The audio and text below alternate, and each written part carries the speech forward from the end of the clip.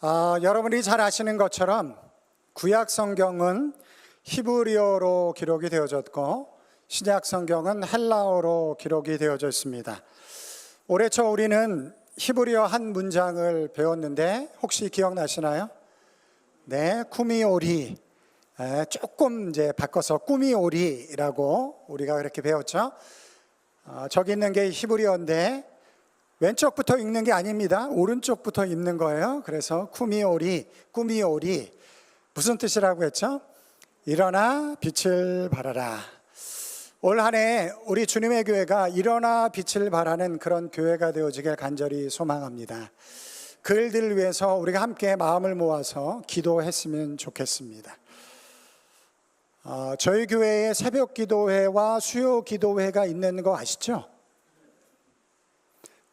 네, 새벽 기도회와 수요 기도회가 있습니다. 모르시는 분들도 있는 것 같아서 제가 한번 이제 상기시켜 드렸어요. 여러분, 기도가 살아나야 교회가 살아납니다. 교회는 기도의 역사 가운데 하나님의 일들을 감당하는 곳인 줄 믿습니다. 기도하지 않는 교회가 부흥했다, 저 이런 일 들어본 적이 없어요. 기도의 자리가 풍성해야지만이 하나님의 교회가 하나님의 교회답게 사용되어지는 줄 믿습니다.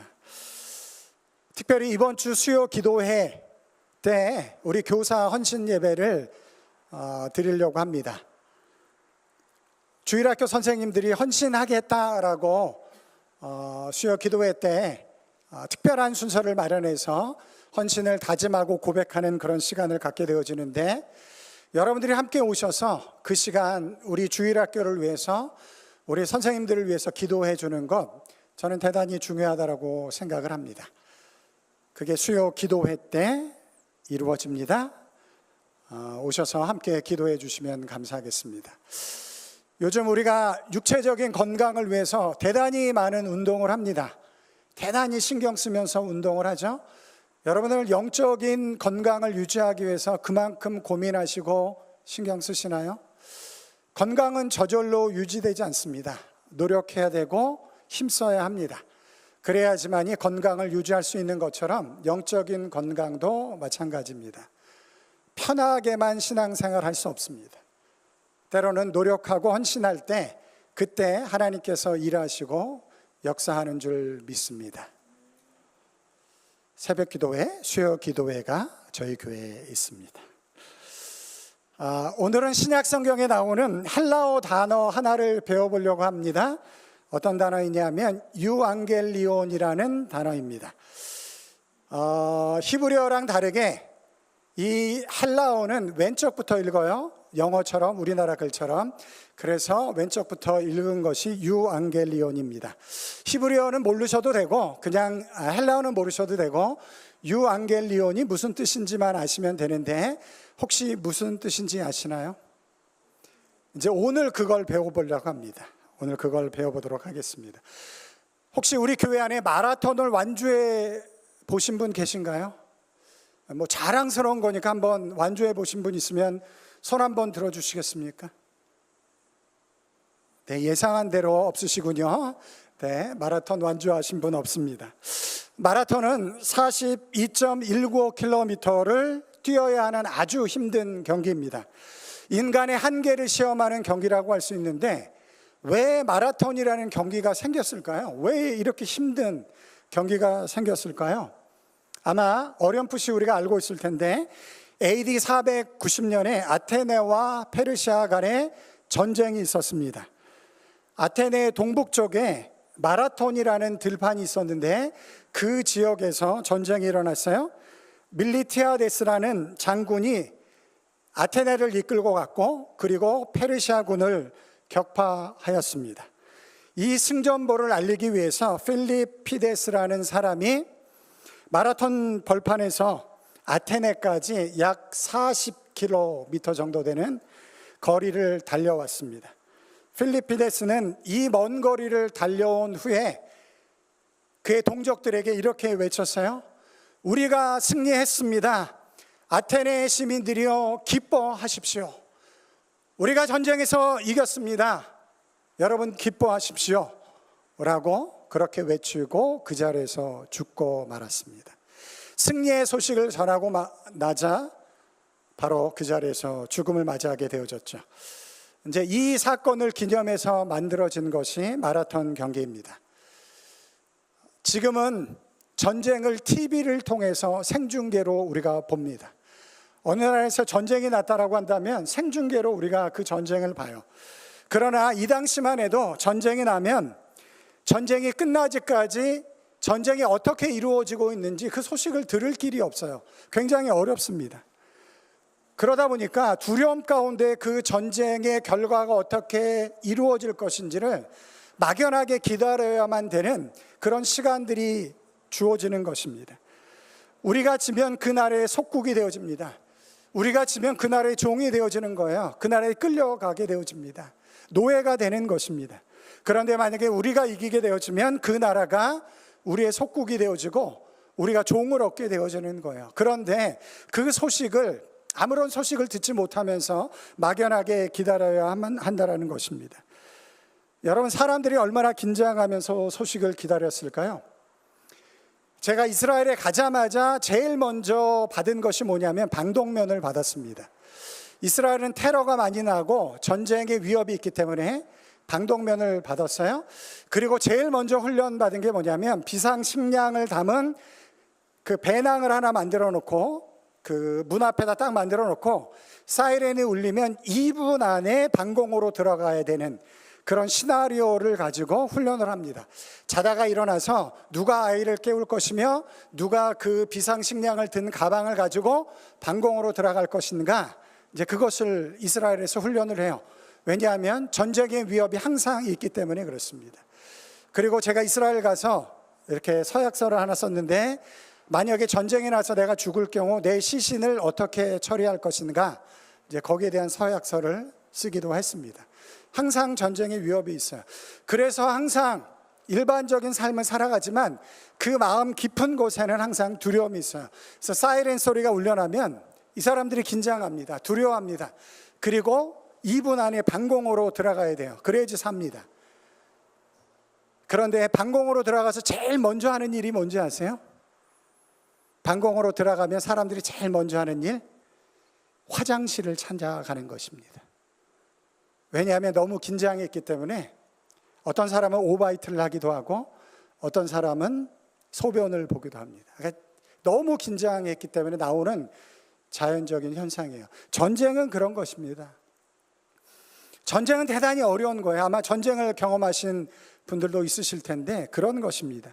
그 소식을 기다린다는 것은 대단히 긴장되고 어려운 시간을 보내야 한다는 것이죠. 그때 전쟁의 소식을 전하는 전령이 달려옵니다. 그리고 외칩니다. 우리가 이겼습니다. 우리가 이 전쟁에서 승리했습니다. 여러분 기뻐하십시오 라고 외칩니다. 바로 그 외침이 유앙겔리온입니다. 바로 그 외침이 유앙겔리온이에요. 전쟁에서 우리가 승리했습니다. 여러분 기뻐하십시오. 이제 안심해도 됩니다. 새 시대가 도래했습니다 라고 선포하는 그 선포의 소식, 그것이 바로 유앙겔리온이라는 것이에요. 여러분, 좋은 소식인가요? 나쁜 소식인가요? 좋은 소식이죠. 내 생명이 보장되어지는 소식이에요. 구원의 소식입니다. 이 나라가 안전하게 유지되어진다라는 소식이에요. 그 소식이 바로 유앙겔리온입니다. 그것이 복음이고 그것이 기쁨의 소식인 것이죠. 예수님 당시 이 단어는 일반적으로 황제와 연관되어져서 사용되어졌던 단어입니다.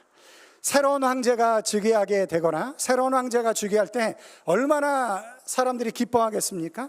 뿐만 아니라 왕이 태어났을 때, 왕자가 태어났습니다. 그러면 이제 새로운 시대가 열려지게 되어지는 것이죠. 뿐만 아니라 전쟁에서 승리하고 돌아올 때 사용되어졌던 기쁨의 소식을 전하는 단어가 바로 이 유앙겔리온이었습니다. 새로운 시대가 열렸다라는 것을 알려주는 단어로 그 당시 사용되어졌습니다. 그런데 성경은 복음이라는 단어를 설명하기 위해서 새로운 단어를 만들어낸 게 아니고 하나님께서 복음이라는 단어를 설명하기 위해서 새로운 단어를 만들어낸 게 아니고 세상에서 쓰여지고 있었던 그 단어, 유앙겔리온이라는 단어를 가지고 와서 그것을 복음이라는 의미로 성경에 기록을 했다라는 거예요. 그렇다라고 한다면 성경에 나오는 복음, 그 복음은 어떤 의미가 담겨져 있는 것일까요? 그것은 새로운 왕이 즉위하게 되어졌다. 전쟁에서 승리했다. 그래서 새 시대가 우리에게 도래했다. 라는 것을 그 복음이 그런 의미를 담아서 하나님께서 우리에게 복음의 의미가 무엇인지를 설명해 주신 줄 믿습니다.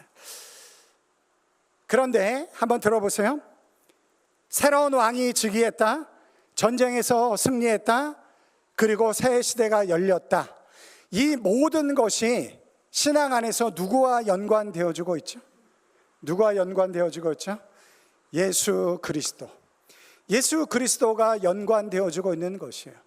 그래서 복음 안에는 예수님이 우리의 구원자이신 거 맞지만 그거보다 더 큰 의미로 예수님이 세상의 왕이 되셨다.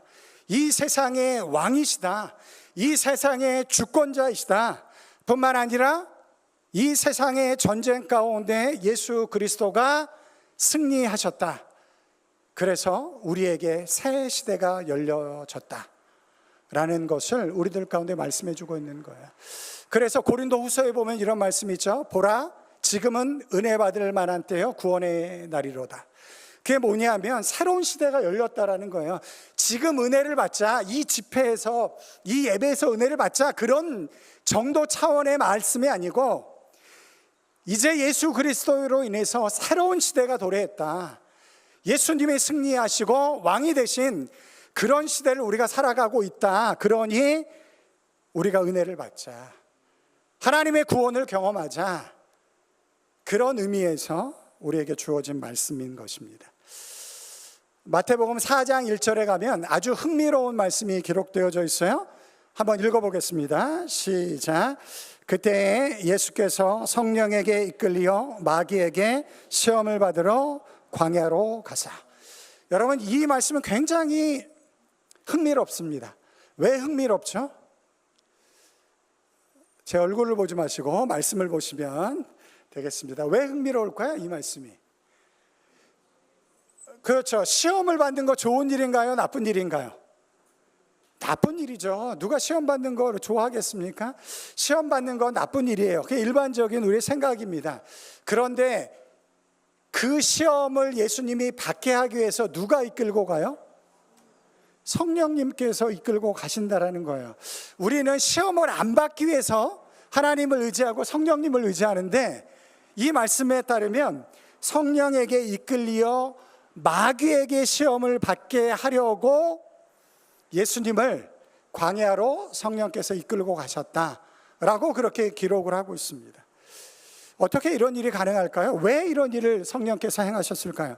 더더욱 이 말씀 바로 앞구절에 3장 17절에 이런 말씀이 기록되어져 있어요. 하늘로부터 소리서 말씀하시되 이는 내 사랑하는 아들이요 내 기뻐하는 자라 하시니라. 하나님이 예수님을 향해서 말씀하신 거예요. 내 사랑하는 아들이고 내가 기뻐하는 자다 라고 말씀하셨는데, 성령께서는 예수님을 광야로 이끌고 가서 시험 당하도록 그렇게 하셨다라는 거예요. 이유가 뭘까요? 잘 아시는 것처럼 예수님은 이 시험에서 마귀를 이기고 승리하십니다. 그리고 나서 바로 공생애를 시작하십니다. 이제 공적인 삶을 살아가시기 시작합니다. 그래서 저는 이 이야기를 이렇게 해석을 하는데, 공생애의 사역은 결국 마귀와의 싸움이 될 것입니다. 예수님께서 이 땅에 오셔서 공적인 삶을 살아갈 때 우리들의 약한 것들을 고쳐주고 필요를 채워주긴 하지만, 그러나 궁극적인 싸움은 사실 사단과의 싸움이에요.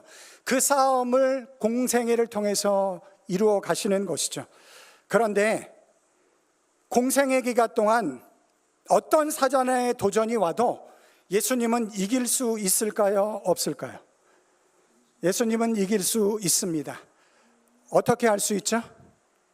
공생애를 시작하기 전에 성령께서 예수님을 광야로 이끌고 가셔서 사단과 단판 승부를 벌이게 하시는 거예요. 단판 승부를 벌인 결과 누가 이겼죠? 예수님이 이기셨습니다. 아주 가볍게 이기셨어요. 사단의 역사를, 사단의 시험을 이기심으로 얼마든지 사단의 역사를 이길 수 있다라는 것을 확인하시고 그때부터 이제 공생의 사역을 시작하신 것이죠. 그 공생의 기간 동안 사단의 모든 역사를 예수님께서는 물리치시고 하나님의 승리를 이 땅 가운데 가져오셨습니다. 그렇게 새 시대가 우리들 가운데 온 것이에요. 하나님이 통치하시는 세상이 이 세상 가운데 들어오게 되어진 것입니다. 근데 그렇게 공생애를 사시다가 예상치 못한 일이 벌어졌어요. 예수님이 공생애를 마무리하시면서 십자가에 맥없이 돌아가시게 되어졌습니다. 공생애 동안 이루어 놓은 모든 것들이 로마의 권력 아래서 다 수포로 돌아가는 물거품이 되어지는 그런 일들이 벌어진 것 같습니다. 그런데 예수님은 십자가상에서 아주 흥미로운 말씀을 하시면서 돌아가셨어요. 마지막으로 남긴 말씀이 뭐죠? 이렇게 말씀을 하셨어요. 다 이루었다. 다 이루었다. 여러분, 뭘 다 이루신 건가요? 예수님은 그냥 십자가에 로마 권력에 의해서 그냥 무참히 힘없이 십자가에 죽고 마셨는데 예수님은 도대체 뭘 다 이루셨다라는 것인가요? 바로 그것이 하나님의 섭리였습니다. 바로 그것이 하나님의 계획이었습니다. 이제 예수 그리스도께서 십자가의 죽으심을 통해서 하나님의 구원 계획과 섭리가 여기까지 완성되어지고 이제 하나님께서 예수 그리스도를 부활시키시기만 하면 하나님이 계획하신 모든 구원의 역사가 완성되어지기 때문에 예수님은 다 이루었다 라고 말씀하시면서 돌아가신 것이죠. 그 과정을 빌립보서는 2장 8절부터 11절에 이렇게 기록을 하고 있어요. 초대교회 때 예배 드릴 때마다 모여서 찬양했었던, 찬미했었던 그 말씀입니다. 우리 다 같이 한번 읽어볼게요. 시작. 사람의 모양으로 나타나사 자기를 낮추시고 죽기까지 복종하셨으니 곧 십자가에 죽으심이라. 이러므로 하나님이 그를 지극히 높여 모든 이름 위에 뛰어난 이름을 주사 하늘에 있는 자들과 땅에 있는 자들과 땅 아래에 있는 자들로 모든 무릎을 예수의 이름에 꿇게 하시고 모든 입으로 예수 그리스도를 주라 시인하여 하나님 아버지께 영광을 돌리게 하셨느니라. 아멘. 10절을 다시 한번 보여주실래요? 10절에 이렇게 기록을 하고 있습니다. 하늘에 있는 자들과 땅에 있는 자들과 땅 아래에 있는 자들로 모든 무릎을 예수의 이름에 꿇게 하시고, 예수 그리스도께서 세상의 왕이 되셨습니다. 세상의 주권자가 되셨습니다. 다 예수 그리스도의 뜻과 하나님의 주권 안에서 이 세상의 역사가 이끌려가는 줄 저는 믿습니다. 그걸 다 이루신 거예요. 십자가의 죽으심을 통해서, 하나님이 예수 그리스도를 부활시키심을 통해서. 이 빌립보서 2장 말씀은 저에게 굉장히 특별한 간증이 있습니다. 저희 어머님과 저희가 처음으로, 저희 모든 친척들 중에서 처음으로 예수님을 믿게 되어졌습니다. 근데 저희 아버님이 장남이셨어요. 그런데 저희 할아버지 할머니가 교회 다니는 거, 예수 믿는 것을 너무 싫어하셨어요. 왜냐하면 이제 제사도 안 드리고 뭐 이런 것들이 있으니까, 또 첫째인데 그러니까 너무너무 안 좋아하셔서 굉장히 큰 핍박이 많았습니다. 그러함에도 불구하고 주님이 주신 그 기쁨과 감사가 우리들 가운데 있었어요. 저희 어머니 아버님이 이제 고모나 뭐 다른 분들에 의해서 이렇게 좀 어려운 신앙 때문에 당하는 어려움들이 있었어요. 그래서 제가 너무 마음이 아픈 거예요. 그러다가 말씀을 보다가 제가 빌립보서 2장 말씀을 보게 되어졌습니다. 하늘에 있는 자들과 땅에 있는 자들과 땅 아래에 있는 자들로 모든 무릎을, 이 모든에는 예수님을 믿는 사람만 포함하는 것인가요? 아니겠죠. 예수님을 안 믿는 사람들조차도 포함되어져서 결국에는 그들이 예수님 앞에 무릎을 꿇고 뭐라고 고백한다고요? 당신이 주님이십니다 라고 고백할 날이 온다라는 거예요. 근데 저에게 너무너무 큰 위로가 됐어요. 그리고 제가 이 말씀을 붙잡고 기도하기 시작을 했습니다. 놀라운 일이 벌어졌습니다. 저희 친척들 가운데 예수님을 믿는 사람들이 막 생겨나기 시작을 하는 거예요. 막 생겨나기 시작을 하는 거예요. 그 관계가 회복되어지고 화합하게 되어지는 그런 놀라운 일들이 이루어졌습니다. 여러분, 예수님은 이 세상의 주권자이십니다. 이 세상의 모든 역사에 가장 높고 뛰어난 왕이신 줄 믿습니다. 그분이 이 세상의 모든 역사를 하나님의 뜻과 주권 안에서 이루어가는 것을 저는 믿습니다. 그렇지 않고는 우리의 구원을 확인할 길이 없어요. 우리의 구원이 어떻게 안전하다, 보장되어졌다라는 것을 우리가 확인할 수 있겠습니까? 예수님이 이 세상의 주권자와 왕이 되지 않고서는 우리의 구원이 확실하다는 것을 확인받을 수 있는, 보장받을 수 있는 것이 아무것도 없어요. 예수님은 이 세상의 주권자, 가장 뛰어난 왕이 되는 줄 믿습니다. 그렇게 또 이 세상을 이끌어가는 것을 저는 믿습니다. 그 유앙겔리온, 그 복음의 역사를 로마서 1장 16절은 이렇게 담아서 설명을 하고 있어요. 우리 다 같이 함께 읽어볼게요. 시작. 내가 복음을 부끄러워하지 아니하노니 이 복음은 모든 믿는 자에게 구원을 주시는 하나님의 능력이 됨이라. 먼저는 유대인에게요, 그리고 헬라인에게로다. 이 복음은 모든 믿는 자에게 구원을 주시는 하나님의 뭐라고요? 능력이 됨이라. 하나님의 능력이 됨이라. 하나님이 여러분을 구원하실 능력이 있으실까요? 있습니다. 그게 복음이에요. 그것이 기쁨의 소식이고, 승리하였다, 새 시대가 열렸다 라는 복음의 소식이 우리들 가운데 주어진 것입니다. 그게 복음이 주는 능력이고 복음이 주는 영광인 것이에요. 하나님의 능력이 우리들 가운데 함께하는 줄 믿습니다. 어떻게 함께하죠? 우리에게 예수 그리스도의 복음이 있기 때문에 그렇습니다. 복음 안에 하나님의 능력이 담겨져 있기 때문에 그렇습니다. 복음을 붙잡을 수 있는 여러분들이 되시길 바랍니다. 그 안에 하나님의 능력이 담겨져 있어요. 그런데 한 가지 문제가 있습니다. 모든 사람을 구원하시는 하나님의 능력이 복음 안에 담겨져 있고, 그 복음을 우리가 믿고 그 복음을 붙잡고 우리가 신앙생활을 하는데, 그러함에도 불구하고 여전히 우리의 삶에 어려움들과 한계가 있다라는 거예요. 이제 그 부분이 어렵습니다. 하나님이, 예수님이 이 세상의 주권자이시고 통치자임을 우리가 믿지 않는 게 아니죠. 믿죠. 그리고 하나님의 승리가 우리들 가운데 주어질 것을 우리가 확신합니다. 그런데 당장 오늘 나에게 주어지지 않는다라는 거예요. 당장 나의 현실 속에 그것이 온전히 이루어지지 않을 때가 우리들 가운데 있다라는 거예요. 저도 그렇습니다. 저도 하나님의 주권과 능력을 온전히 믿지만, 그러나 여전히 내 삶의 현실 속에 어렵고 힘든 부분들이 있다라는 거예요. 과연 그것을 어떻게 이해하고 해결할 수 있을까?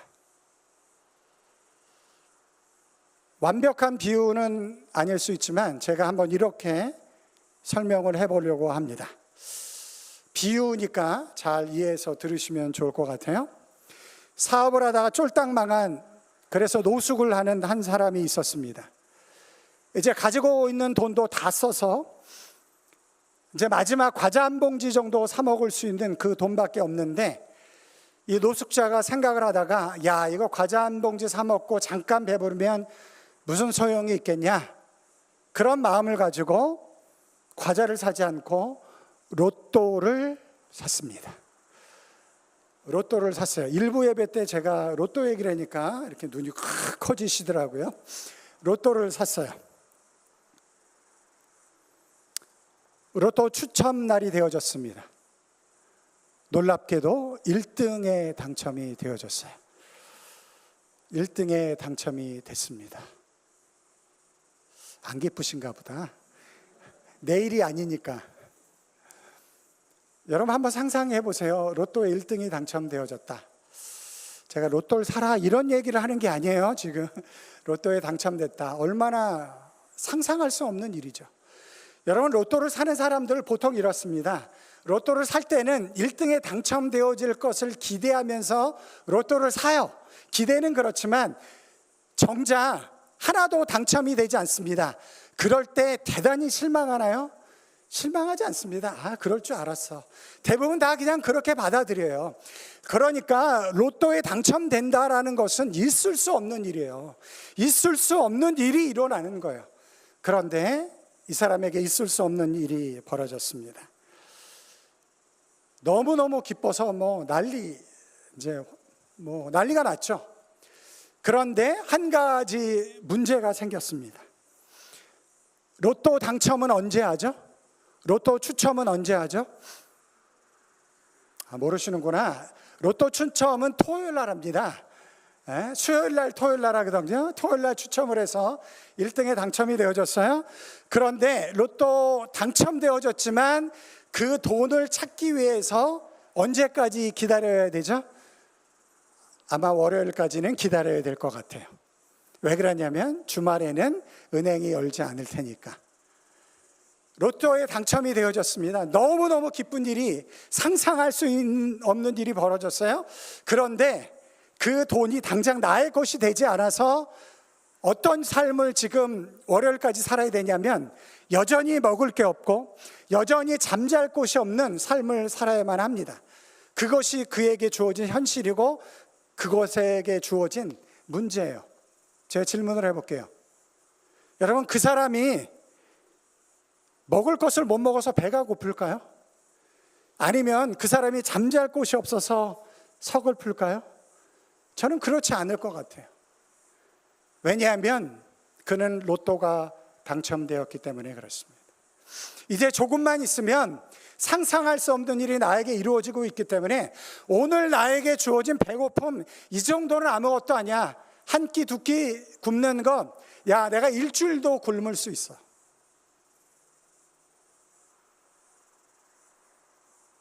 전혀 배고프지 않았을 거예요. 집이 없다고 해서, 잠잘 곳이 없다고 해서 그가 전혀 서글프지 않았을 것입니다. 저는 우리의 구원이 좀 유사하다라고 생각을 합니다. 성경 어디에도 우리의 구원이 이 땅에서 완성되어진다라고 말하는 성경 구절은 없습니다. 우리의 구원은 하나님의 나라에 들어갈 때 완성되어지는 것입니다. 이미 우리가 구원을 경험했고 구원의 보증을 우리가 갖고 있지만 마치 로또가 당첨되어진 것처럼 아직 내가 돈은 받지 못했지만 그 돈이 이미 내 것이 된 것처럼 하나님의 구원을 우리가 보증받았지만 아직 그것이 완성되어진 구원으로서는 확인되어지지 않았어요. 그건 하나님의 나라에 들어갈 때 완성되어질 것입니다. 그런데 놀랍게도 초대교회 성도들은 그 예수 그리스도의 복음을 가지고 있었기 때문에 자신들에게 다가오는 어떤 어려움도 어떤 고난도 불행하게 서글프게 생각하지 않았다라는 거예요. 여러분, 그것이 복음의 능력입니다. 그 안에 하나님의 능력이 담겨져 있기 때문에 그렇습니다. 설교를 마무리하면서 제가 한번 질문해 볼게요. 여러분, 로또에 당첨되어지는 것이 더 값어치가 있나요? 아니면 하나님의 구원을 받는 것이 더 값어치가 있나요? 하나님의 구원을 받는 것이 더 값어치가 있죠. 그렇다고 한다면 그 복음 때문에 우리가 이 땅의 삶을 살아가면서 때로 당하는 고난과 어려움이 있어도 우리는 낭망하지 않을 수가 있습니다. 여전히 그 완성될 구원을 바라보면서 복음의 능력으로 승리의 삶을 살아갈 수 있는 은혜가 우리들 가운데 주어진 줄 믿습니다. 그 믿음을 가지고 승리할 수 있는 여러분들이 되시길 주님의 이름으로 축원합니다.